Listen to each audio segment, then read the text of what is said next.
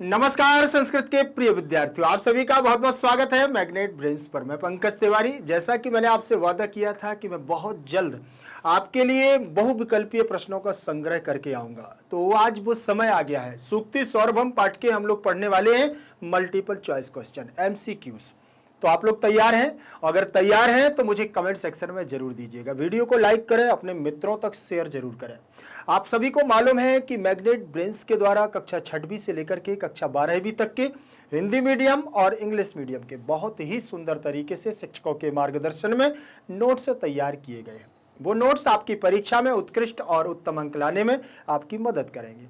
तो जल्दी से जल्दी आप संपर्क करिएगा। संपर्क सूत्र जिस वीडियो से आप मुझे देख रहे हैं उसी के नीचे लिंक इन डिस्क्रिप्शन बॉक्स में आप जाएंगे तो ई नोट्स और ई बुक्स की संपूर्ण जानकारी आपको वहां से प्राप्त हो जाएगी। ध्यान रखिएगा, आज की हमारी क्लास रहेगी, ध्यान रखें, कक्षा 12वीं संस्कृत केंद्रित भास्वती द्वितीयो भागा सूक्ति सौरभम मल्टीपल चॉइस क्वेश्चंस। ध्यान रखना, आगे बढ़ेंगे हम लोग उसी के साथ। बहुविकल्पीय प्रश्नों में सबसे पहला प्रश्न आपके लिए सूक्ति सौरभम। आप लोगों ने पार्ट 1, पार्ट 2, पार्ट 3, इसके पार्ट हमारे ज्यादा है, ध्यान रखना, ठीक है ना। पार्ट 6 तक गया है। ऐसा नहीं कि बहुत बड़ा पार्ट है, मैंने छोटे छोटे इसके पार्ट बनाए हैं जिससे कि आपको पढ़ने में ज्यादा दिक्कत ना जाए। बहुत लंबा वीडियो हो जाता है तो आपको लगने लगता है कि बहुत बड़ा वीडियो है, इसलिए छोटा छोटा वीडियो मैंने उसका किया। ठीक, तो ध्यान रखिएगा, आपने सूक्ति सौरभम जो पाठ पढ़ा है उसी से बनने वाले ये प्रश्न है, तो आप लोग ध्यान से देखिएगा। सबसे पहला यहां पर दिया हुआ है विशेषता। क्या दिया हुआ है यहां? विशेषता समाजे। अब विशेषता समाजे, तो विशेषता सर्व सर्वविदाम समाजे। ठीक, अब सभी प्रकार की समाज में क्या विशेषता होती है? सब प्रकारों से, सभी विद्याओं से, सभी जानने वालों की, तो इस प्रकार की समाज की क्या विशेषता होती है? तो विशेषता सर्वविदाम समाजे। विद्वानों में, समाजों में अगर देखा जाए तो किसकी सबसे ज्यादा विशेषता होती है? तो वो यहां पूछ रहा है विशेषता खाली स्थान समाजे। विशेषता शब्द में प्रथमा का एक वचन और समाजे में सप्तमी विभक्ति का एक वचनांत रूप लगा हुआ है। समाजे मतलब समाज में, तो किसकी विशेषता है? सर्वविदाम समाजे या सर्व समाजे? समाजे और विशेषता, ये आपके ऑप्शन दिए हुए हैं। आप सभी का क्या मत है, कौन सा ऑप्शन आपका सही होगा, मुझे कमेंट सेक्शन में जरूर दें। वीडियो को लाइक करना बिल्कुल भी ना भूलें, ध्यान रखना। और ये आप लोगों के लिए प्रश्नोत्तरी है, इसीलिए बहुविकल्पीय प्रश्न आपको करने के लिए बोला जाता है, क्योंकि पूरा पाठ पढ़ने के बाद जब हम किसी निष्कर्ष पर पहुंचते हैं, आपने कितना तैयार किया है, आपको इस पाठ से कितना तैयार हुआ है, हम इससे अपना आकलन करते हैं। और इसमें से जैसे 15 से 20, 25 जितने भी हमारे इसमें प्रश्न रखे जाते हैं वो कहीं ना कहीं हमारे बहुत ही महत्वपूर्ण प्रश्न होते हैं। इसीलिए ध्यान रखना है, आपको बहुत सोच समझ करके आपको विकल्प का चयन करना है। चलिए, आपके द्वारा क्या है और अपना मैच करिएगा। इसमें क्या हो जाएगा? सर्वविदाम। देखिएगा, आपकी सूक्ति है, श्लोक में से ये सूक्ति दी गई है, विशेषता सर्वविदाम समाजे, अर्थात ये विशेषता है सभी विदाओं में कि सभी विद्याओं में, सभी ज्ञानियों में कि समाज में, अर्थात उन्हीं की विद्वानों की विशेषता कुछ ना कुछ निहित होती है। सर्वविदाम द्वितीय विभक्ति का एक वचन रूप लगा हुआ है। इसके बाद हम द्वितीय प्रश्न पर चलेंगे। दूसरा प्रश्न हमारा क्या कहता है, ध्यान से देखें। दूसरे प्रश्न में दिया हुआ है विधात्रा मूल शब्दोस्ति। विधात्रा शब्द में मूल शब्द क्या है? देखिए, विधात्रा शब्द दिया हुआ है, आपने एक बात देखे होंगे, आपने अगर रूप पढ़े होंगे तो आपको बन जाएगा यहां से पितृ शब्द के रूप, पितृ शब्द के रूप ऋकारांत। ऋकारांत पुल्लिंगवाची शब्द है और पितृ का मतलब होता है पिता। पितृ का मतलब क्या होता है? पिता। इसके रूप अगर आपने देखे होंगे तो आपको मालूम चलेगा कि प्रथमा विभक्ति से लेकर के प्रथमा, द्वितीया, तृतीया, चतुर्थी, पंचमी, षष्ठी, सप्तमी और संबोधन भी होता है, ठीक है ना। ये सप्तमी है, संबोधन भी होता है। संबोधन अभी इसमें मैंने लिखा नहीं, आप यहां से बस एक आपको फॉर एग्जांपल दे रहा हूं, पिता, पितरम, जिससे कि आप समझ पाए। पित्रा, पित्रे, पितुः, पितुः, पितरी, और संबोधन में रहेगा हे पिता, हे पित। ठीक, अब यहां पर एक शब्द दिया है जो एक वचन के रूप दिए हुए हैं, पिता के रूप है। ऋकारांत हमारा पुल्लिंगवाची शब्द है, यहां पर आपका रूप बना हुआ है पिता, पितरम, पित्रा, पित्रे, पितुः, पितुः, पितरी बना है ना। तो इसी प्रकार से आप पितरी की जगह एक शब्द रखेंगे जो आपका है विधात्री। क्या दिया हुआ है? विधात्री। विधात्री का मतलब होता है विधाता। विधाता का मतलब देखिए, विधाता का मतलब सब कुछ करने वाला, ये भी ऋकारांत पुल्लिंगवाची शब्द है। ठीक, तो यहां पर उसने पूछा है कि विधात्रा मूल शब्दोस्ति, विधात्रा शब्द का मूल शब्द क्या है? तो यहां विद्या भी दिया है, विधात भी दिया, विद्या भी दिया और विधात्री भी दिया, वो विधाता भी दिया। ठीक, यहां विधात्री दिया हुआ है। अब यहां से आपको ये शब्द ढूंढना है, जल्दी से बताइए। ये आपका ऋकारांत हो गया विधात्री, और ये हो गया है विद्या, ये हो गया है विद्या, और ये हो गया है विधाता।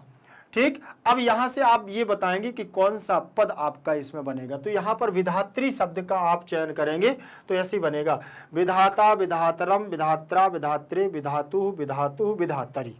ठीक, तो तृतीय विभक्ति एक वचन में रूप बन जाएगा आपका विधात्रा। तो इसका आपका ऑप्शन कौन सा आपके द्वारा सही होगा? जल्दी से आप देखिएगा, ख नंबर का ऑप्शन आपका शब्द हो जाएगा विधात्री। ठीक, तो ध्यान रखना ये ऋकारांत पुल्लिंगवाची शब्द होगा। ठीक, समझ में आ गया? विधात्री शब्द होगा और इस प्रकार से आपका बन जाएगा विधाता, और तृतीय विभक्ति में बनेगा विधात्रा, जो यहां पर पद दिया गया है। समझ में आ गया? चलिए आगे बढ़ेंगे। इसके बाद प्रश्न क्रमांक दूसरे के बाद हम लोग चलेंगे प्रश्न क्रमांक तीसरे पर। प्रश्न क्रमांक तीसरा आपको समझ में आ रहा होगा कि यहां पर क्या पूछ रहा है? आहु। क्या दिया हुआ है? आहु शब्दस्य मूल धातु अस्ति। आहु शब्द की मूल धातु क्या है? आहु शब्द की मूल धातु क्या है? आहु का मतलब मैं आपको बता दूं, बोलने के अर्थ में होता है। आहु का मतलब होता है बोलना, ठीक है ना। और बोलना शब्द के लिए यहां पर आहु शब्द बना हुआ है। तो अब आपको बताना है कि यहां धातु क्या होगी। वच धातु भी बोलने के अर्थ में होती है, नो डाउट। ठीक, लव धातु लाभ प्राप्त करने के अर्थ में, ब्रू धातु भी बोलने के अर्थ में होती है, और ची धातु ची चयने, चयन करने के अर्थ में होती है, चुनाव करने के अर्थ में होती है, डिसीजन लेने के अर्थ में होती है। ठीक, तो ध्यान रखना यहां पर भी आपको कौन सी धातु आपकी आहु के अर्थ में आएगी, मूल धातु इसकी क्या है, वो आप मुझे कमेंट सेक्शन में दीजिएगा, जल्दी से दीजिए। और आपके उसमें श्लोक में आया हुआ है आहु, आहु शब्द आया है, ध्यान रखना। तो इसमें आपका कौन सा शब्द हो जाएगा, कौन सी धातु होगी? ब्रू धातु होगी। ब्रू धातु से यहां आहु बनेगा और आपका यहां पर बन जाएगा क्या? आहु, जिसका अर्थ होता है बोलना। प्रश्न क्रमांक चौथा हमारा दिया हुआ है। 4 नंबर के प्रश्न पर हम लोग चलेंगे, और 4 नंबर के प्रश्न पर आप ध्यान से देखें क्या दिया गया है। सर्वविदाम, सर्वविदाम कह समाजो समासोस्ति। ठीक, सर्वविदाम कह समासोस्ति। सर्वविदाम शब्द में कौन सा समास है? समास कौन सा है बताइए जल्दी से।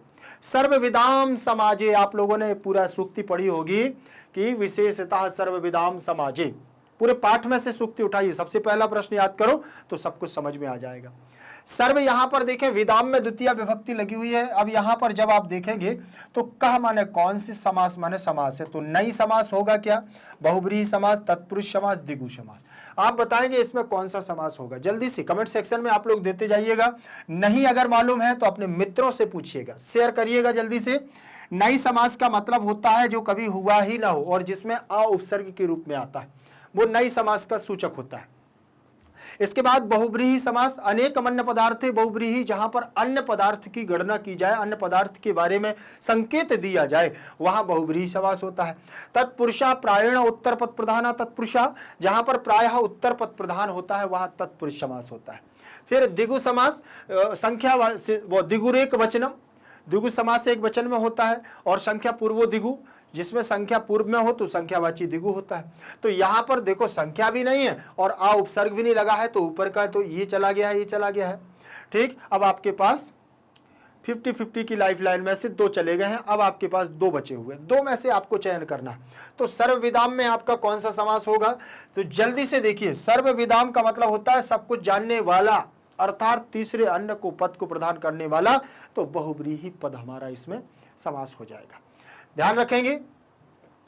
प्रश्न क्रमांक 4 के बाद हम लोग आगे बढ़ेंगे उसी के साथ। देखिए 5वें नंबर के प्रश्न में दिया हुआ है अज्ञता। अज्ञता प्रकृति प्रत्यय चिन्हित। अज्ञता शब्द में प्रकृति और प्रत्यय चुनना है, अलग अलग करना है, या उसको लिखा हुआ है तो आपको उसमें से चुनाव करना है कि इसका प्रकृति और प्रत्यय क्या है। सबसे पहले तो ये जानना जरूरी है कि प्रकृति है क्या, ठीक है ना। अब प्रकृति अगर मालूम होगी तो प्रत्यय भी मालूम चल जाएगा, ठीक। पीछे जुड़ने वाले को हम प्रत्यय कहते हैं और आगे जुड़ने वाले को उपसर्ग कहते हैं, ये तो आपको मालूम है, ठीक। आपको ये भी मालूम है कि प्रत्यय हमारे 2 प्रकार के होते हैं, कृदंत और तद्धित। कृदंत का मतलब होता है जो धातु आदियों में जुड़ता है वो हमारा कृदंत प्रत्यय कहलाता है। क्रि आदि धातुओं में कृत हो जिसके अंत में, अर्थात कृदंत, ठीक।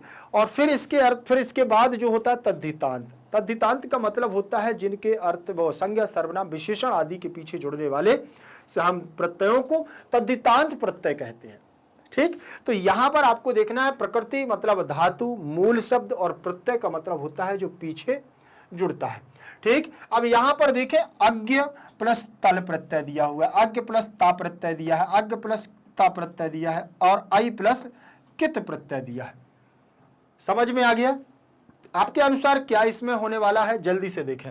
चलिए प्रत्यय में जहां बात करूं तो यहां पर तल प्रत्यय में ता शेष रहता है, ठीक। और ता प्रत्यय तो यहां है ही नहीं है, ठीक है ना, ये तो होता ही नहीं है। और ये ता प्रत्यय जो कित प्रत्यय होता है उसमें से आपने ता यहां लिख दिया है, ये भी प्रत्यय नहीं है। कित प्रत्यय में यहां ता बचेगा, मतलब अगर देखा जाए तो सब जगह ता ही ता बच रहा है, लेकिन यहां बनाना है अज्ञता। तो आपको लग रहा होगा कि इसमें बड़ा ता है तो यही होना चाहिए, ऐसा लग रहा है क्या? अगर ऐसा लग रहा है तो बिल्कुल मत सोचना, ठीक। सबसे पहला इसमें तल प्रत्यय दिया हुआ है, तल प्रत्यय में ता जुड़ करके अज्ञत बन जाएगा और स्त्री वचनांत रूप लग करके स्त्रीत्व की विवक्षा में यहां पर टाप प्रत्यय लग करके आपका अज्ञता बन जाएगा, ठीक। तो अज्ञ प्लस तल प्रत्यय आपका हो जाएगा यहां पर और पद बन जाएगा क्या? अज्ञता। समझ में आ गया?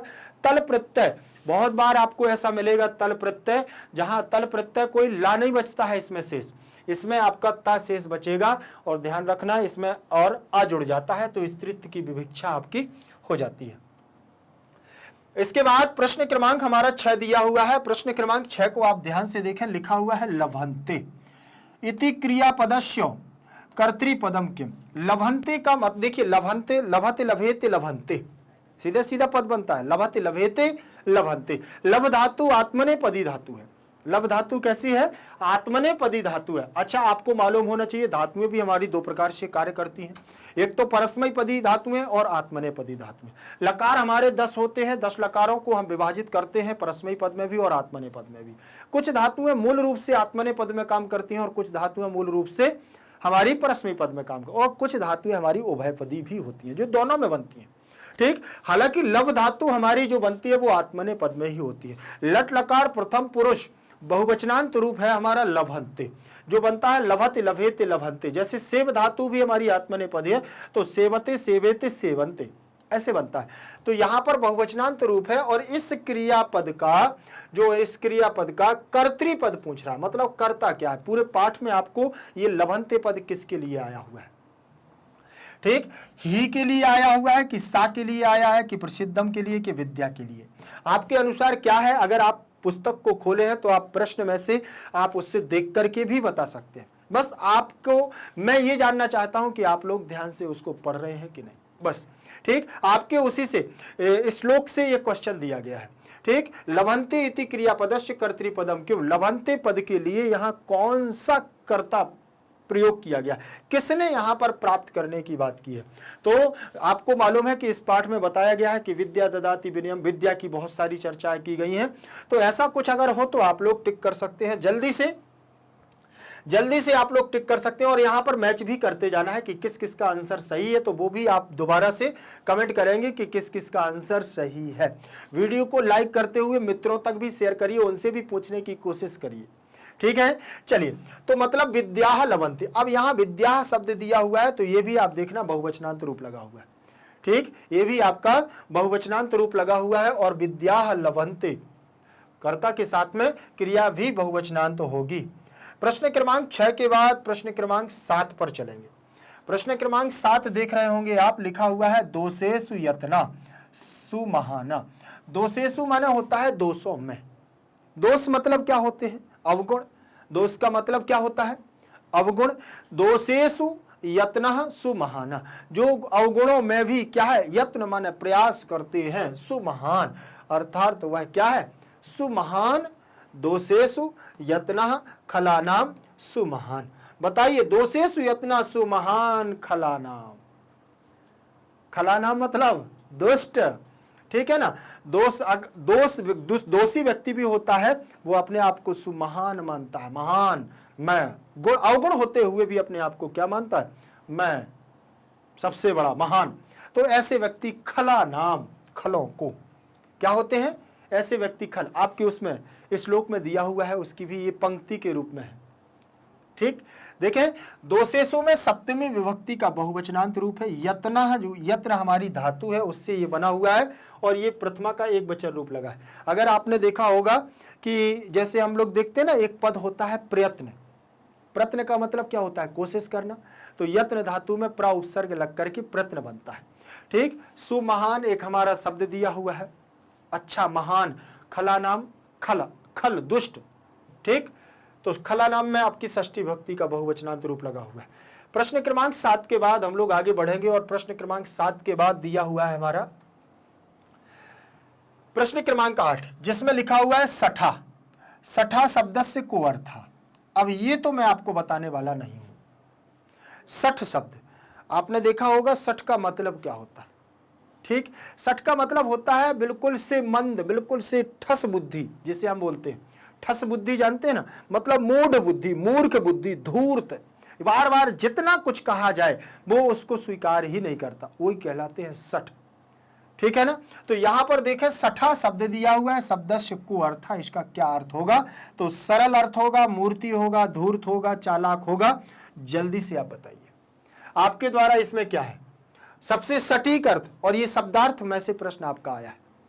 अगर आपने शब्दार्थ, इसीलिए मैं बोलता हूं कि शब्दार्थ भी आपको जरूरी है, श्लोक भी पढ़ना जरूरी है, अन्वय भी जरूरी है, और उसके पैराग्राफों के एक एक शब्दों को सुनना जरूरी है। अगर मैं आपसे कोई व्याकरणात्मक टिप्पणी बीच में करता हूं तो वो भी आपके लिए बहुत महत्वपूर्ण है, क्योंकि आजकल के हमारे जो प्रश्न आ रहे हैं ऐसे ही प्रश्न आ रहे हैं। पढ़ना एक अलग चीज है, लेकिन उन पढ़ करके उसका उपयोग कर लेना और उसको सीख लेना, ये हमारे लिए महत्वपूर्ण होता है। मान के चलिए, आपसे मैं बता दूं, आपके पास सारी चीजें हैं, उपलब्ध है, लेकिन अगर आपको, जैसे आपको पेन दे दिया जाए, पुस्तक दे दी जाए, और अगर आपको लिखना नहीं आता है तो सब बेकार है। समझ रहे ना। तो फिर आपका कोई किसी काम का, आप तो बहुत सारे ज्ञानी हो, आपको तो चारों वेद याद हो गए, लेकिन अगर लिखना नहीं आता है तो मतलब बेकार है आपके लिए। पुस्तक और पेन तो आपके लिए बेकार हो गई। इसीलिए आपको ध्यान रखना है कि जिस चीज की आवश्यकता, जो हम सीख रहे हैं, वो हमें प्रयोग की दृष्टि से भी आना चाहिए। तो यहां पर आपका आंसर क्या होगा? जल्दी से आप इसको मैच करिएगा। आपके द्वारा इसमें आंसर क्या हो जाएगा? धूर्त। आपका सही है। सही है तो मुझे जल्दी से आप कमेंट सेक्शन में दीजिए। आगे बढ़ेंगे हम लोग प्रश्न क्रमांक 8 के बाद प्रश्न क्रमांक 9 पर। प्रश्न क्रमांक 9 देख रहे होंगे, लिखा हुआ है विमुच्य शब्द से को अर्थ। विमुच्य शब्द का अर्थ क्या है?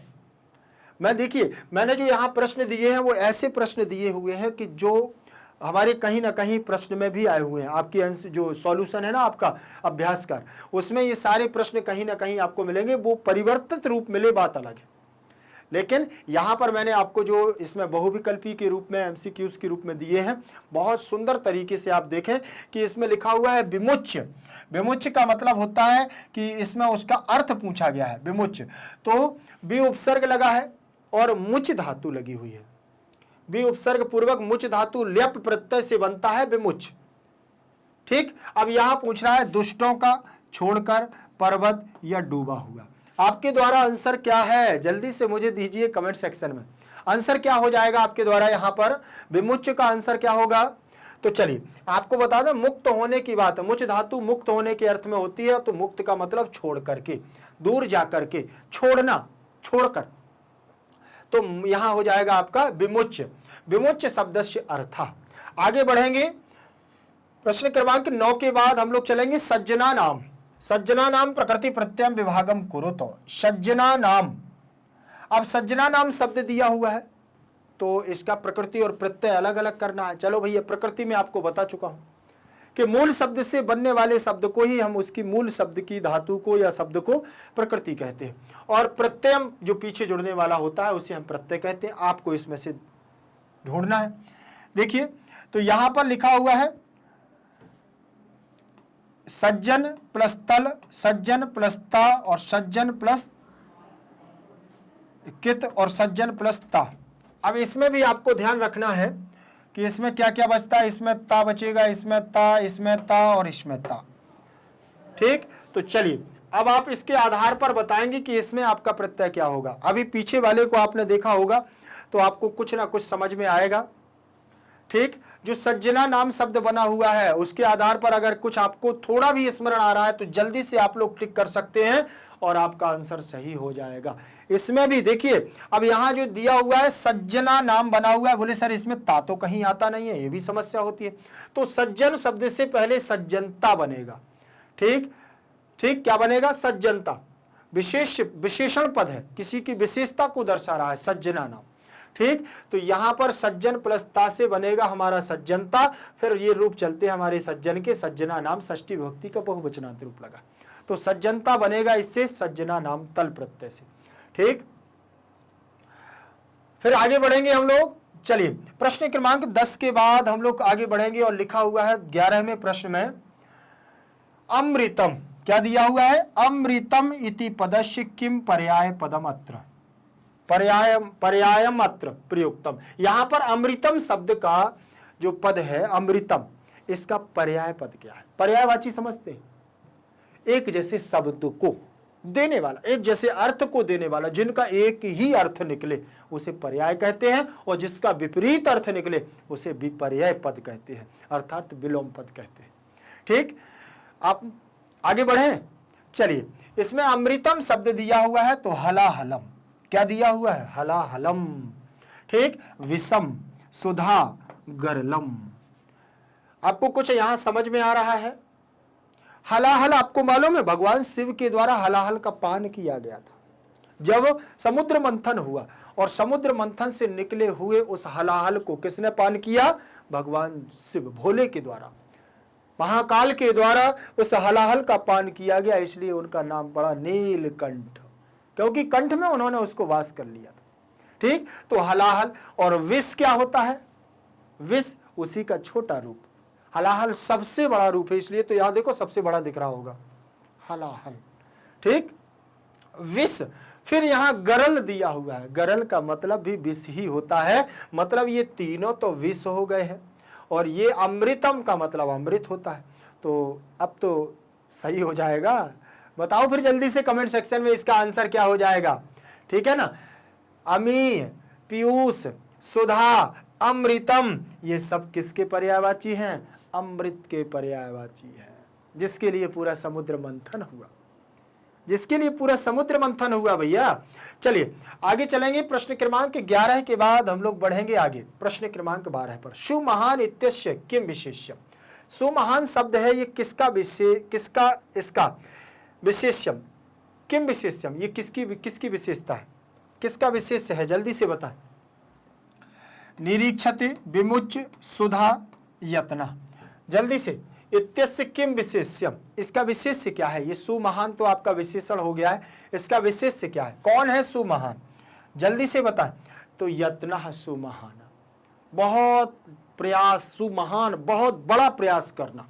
ठीक, तो सुमहान का विशेष्य क्या है? यत्न है, प्रयास करना। चलिए आगे बढ़ेंगे, प्रश्न क्रमांक 12 के बाद हम लोग 13 नंबर पर। 13 नंबर का प्रश्न हमारा क्या कहता है, ध्यान से देखें। अल्पज्ञ। क्या दिया है? अल्पज्ञ शब्दस्य को अर्थ। अल्पज्ञ शब्द का क्या अर्थ है? अल्पज्ञ शब्द का अर्थ क्या है बताएंगे आप लोग? अल्पज्ञ का मतलब कम ज्ञान को रखने वाला, अल्प माने कम और ज्ञा माने ज्ञानी। अल्प ज्ञान को रखने वाला अल्पज्ञ कहलाता है, या जिसको हो कम ज्ञान वो अल्पज्ञ कहलाता है। तो अल्पज्ञ शब्दस्य को अर्था, इसका क्या अर्थ होगा? अधिक जानने वाला, कम जानने वाला, सब कुछ जानने वाला, इनमें से कोई नहीं। बताएंगे? बताइए जल्दी से। कम जानने वाला, बहुत कम जानने वाला, या अधिक जानने वाला, या सर्वज्ञ सब कुछ जानने वाला? चलिए, अब अधिक जानने वाले को हम कहते हैं, क्या कहते हैं? अधिज्ञ या ज्ञानी। ठीक, सर्वज्ञ को कहते हैं हम सब कुछ जानने वाला, और कम जानने वाले को कहेंगे अल्पज्ञ। ठीक, और अधिक जानने वाले को बहुज्ञ। और इनमें से कोई नहीं तो हो ही नहीं सकता है। जब ऑप्शन दिया है तो भैया ऑप्शन तो लगाना पड़ेगा। चलें आगे। प्रश्न क्रमांक 13 के बाद हम लोग आगे बढ़ेंगे और 14 नंबर का प्रश्न दिया हुआ है।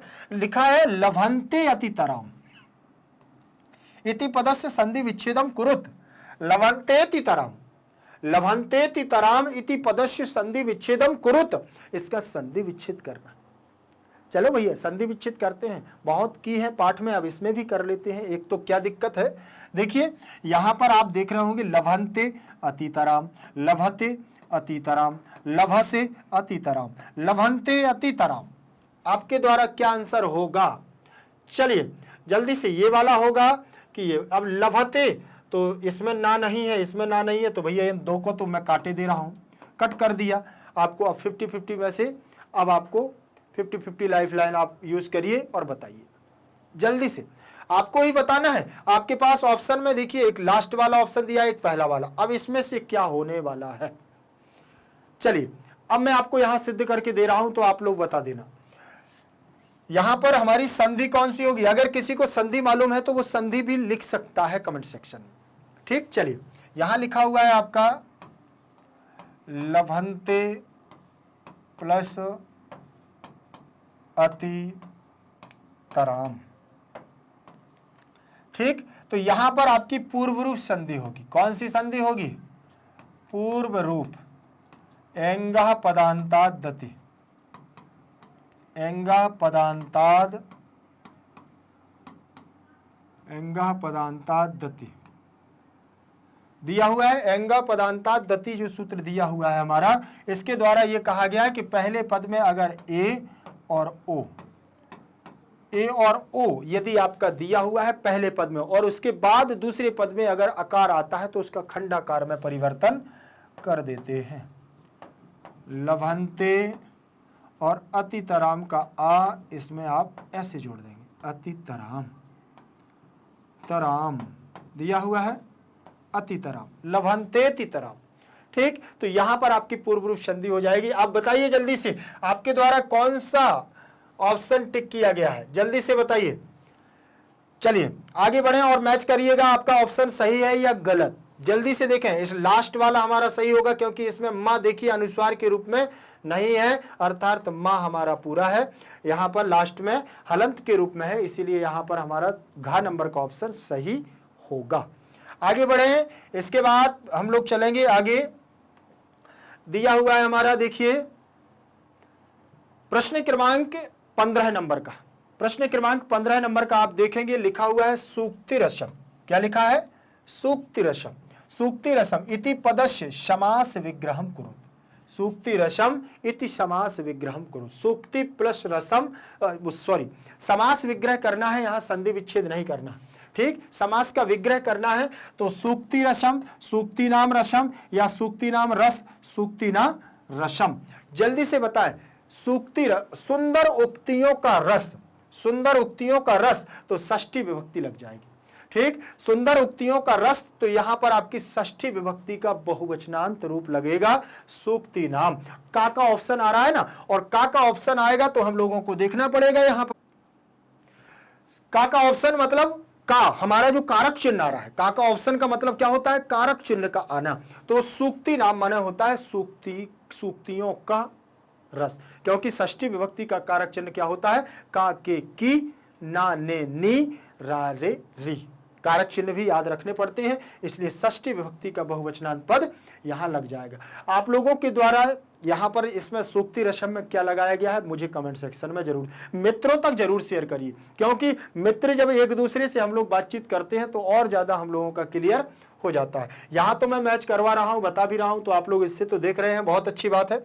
आगे बढ़ेंगे, चलिए अब आगे क्या बढ़ना है, यहीं पर हमारी ये क्लास समाप्त हो जाएगी। और यहाँ हम लोगों ने 15 क्वेश्चनों का संग्रह किया था और इनको बहुत अच्छे तरीके से भी किया, आप लोगों ने भी बहुत अच्छे से किया है। किसके कितने क्वेश्चन सही हुए हैं आप उनको काउंट करके जल्दी से मुझे कमेंट सेक्शन में दीजिएगा।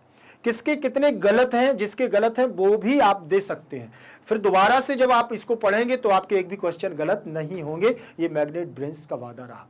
तो ध्यान रखिएगा, बहुत अच्छे से आप लोग तैयारी कर रहे हैं और करते रहिएगा। द्वादश कक्षा है, आपकी बोर्ड एग्जाम है, तो अच्छे से पढ़िएगा। हमारी शुभकामनाएं आपके साथ रहेंगी। ठीक, आप किसी भी माध्यम से हो, चाहे आपका सीबीएसई बोर्ड हिंदी हो, हिंदी मीडियम हो, और सीबीएसई बोर्ड इंग्लिश माध्यम से हो, चाहे आप दिल्ली बोर्ड से हो, बिहार बोर्ड से हो, एमपी बोर्ड से हो या राजस्थान बोर्ड से हो, कहीं से भी हो, भारत का एकमात्र ऐसा प्लेटफॉर्म जो आप लोगों को देता है 100% फ्री एजुकेशन। 100% फ्री एजुकेशन का मतलब ही होता है निःशुल्क शिक्षा, जहां पर आपसे कोई भी रुपया पैसा नहीं लिया जाता। बिना रुपया पैसा के सब कुछ मिल रहा है भैया। अब क्या चाहिए, आप किसी भी सब्जेक्ट की बात, मैं अपनी केवल संस्कृत की बात नहीं कर रहा हूं, सारे सब्जेक्टों की बात कर रहे हैं। बस उसके लिए क्या है, जब तक आप इस प्लेटफॉर्म पर यदि नए हैं तो सबसे पहले आप चैनल को सब्सक्राइब करिएगा, बेल आइकन को दबाना बिल्कुल भी ना भूलें। क्यों? क्योंकि उससे नए वीडियो की अपडेट आप तक पहुंचेगी और प्लेलिस्ट में जैसे ही आप जाएंगे तो आपको सारे सब्जेक्ट वहां पर मिल जाएंगे, बस चयन करना आपकी बारी रहेगी। करते रहिएगा और क्वालिटी कंटेंट के साथ, उच्च गुणवत्ता के साथ आपको सारी चीजें मिलेंगी, योग्य शिक्षकों के द्वारा मिलेंगी। तो निश्चिंत रहिएगा और बने रहिएगा मैग्नेट ब्रेन्स के साथ। ठीक, आगे बढ़ूं उसके साथ आपको एक विशेष सूचना के साथ मैं क्लास को यहीं समाप्त करूंगा। कक्षा 6वीं से लेकर के कक्षा 12वीं तक के हिंदी मीडियम और इंग्लिश मीडियम के बहुत ही सुंदर तरीके से शिक्षकों के मार्गदर्शन में बहुत सुंदर सुंदर नोट्स तैयार हुए हैं। एक बार वो नोट्स जरूर उनकी जानकारी लीजिएगा, क्योंकि परीक्षा में उत्कृष्ट और उत्तम अंक लाने हैं तो हमें सारी चीजें जरूरत की लेनी पड़ती हैं, चाहे वो पुस्तक हो, चाहे वो हमारे नोट्स हो, और चाहे वो क्लास हो। ऑनलाइन क्लास के माध्यम से आप सारी चीजें यहीं पर घर बैठे तैयार कर सकते हैं, तो ध्यान रखना। और हाँ, अपने मित्रों तक शेयर जरूर करिएगा। अगर मित्र आपके और किसी चीज से कनेक्ट होना चाहते हैं मीडिया के माध्यम से, तो आप उसके व्हाट्सएप के माध्यम से और फेसबुक के माध्यम से, इंस्टा के माध्यम से, टेलीग्राम के माध्यम से, इतने सारे आइकन बने हैं, आप कहीं से भी मैग्नेट ब्रेन्स से जुड़ सकते हैं। तो बने रहिएगा, फिर मिलेंगे अगली क्लास के साथ। जय तु संस्कृतम, जय तु भारतम।